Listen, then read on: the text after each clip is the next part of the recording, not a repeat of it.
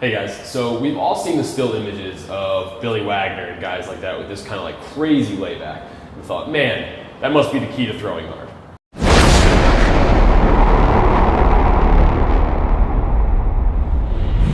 Right? It certainly helps, and the reason why is basically the more extreme range of motion we have back there, the greater distance we have to apply acceleration forces to the baseball. And this is kind of the reason in my last post I talked about how GERD and adaptations like that can be helpful for both throwing velocity and possibly increasing or improving the health of a pitcher over the course of a season and a career.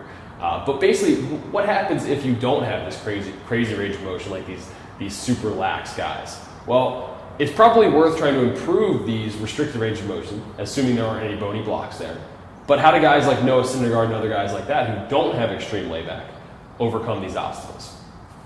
So how does Noah Syndergaard overcome his relative lack of layback compared to the crazy lax guys to still throw very hard? Well, he does it a couple of ways. One, he has elite strength, right? So more force production capabilities means that he can apply more force to the ball, even if it is over a shorter arc of motion, right? If your max force capabilities are very high, then even over a shorter time span, it's likely you'll still be able to apply a lot of force into the ball, right? The other thing is he's elite body weight, right? Noah Syndergaard's a pretty heavy guy, somewhere around 250 plus pounds. So basically, the slope of the mound allows for pitchers to use gravity to their advantage.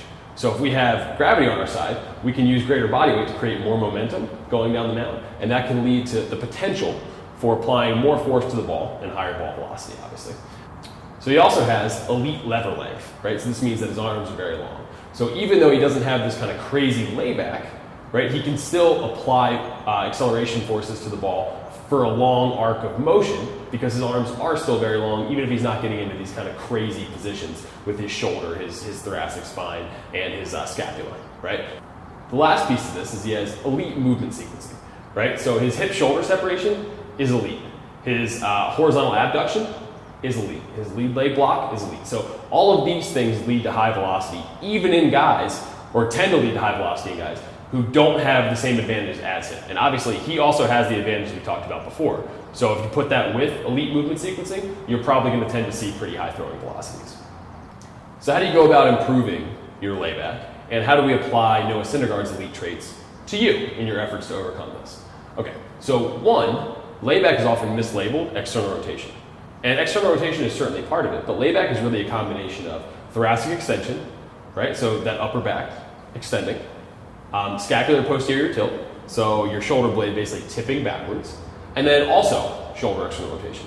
These three things together lead to basically what we see as the arm laying back, right? So improving each of these individual attributes, right? Thoracic extension through the use of various mobility drills and soft tissue work would be one way.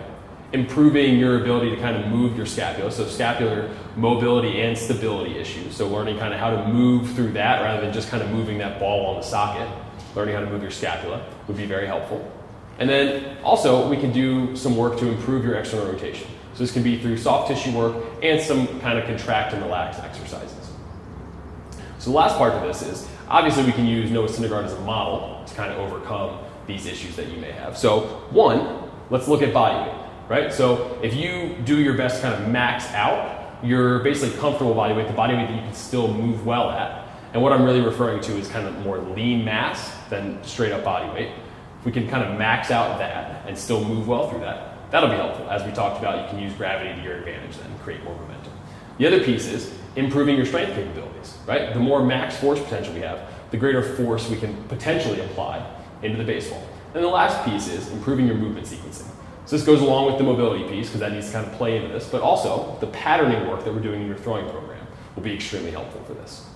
All right, so while layback is a huge piece to throwing velocity, it's not the end-all be-all, and there are certainly ways to improve this if you have limitations.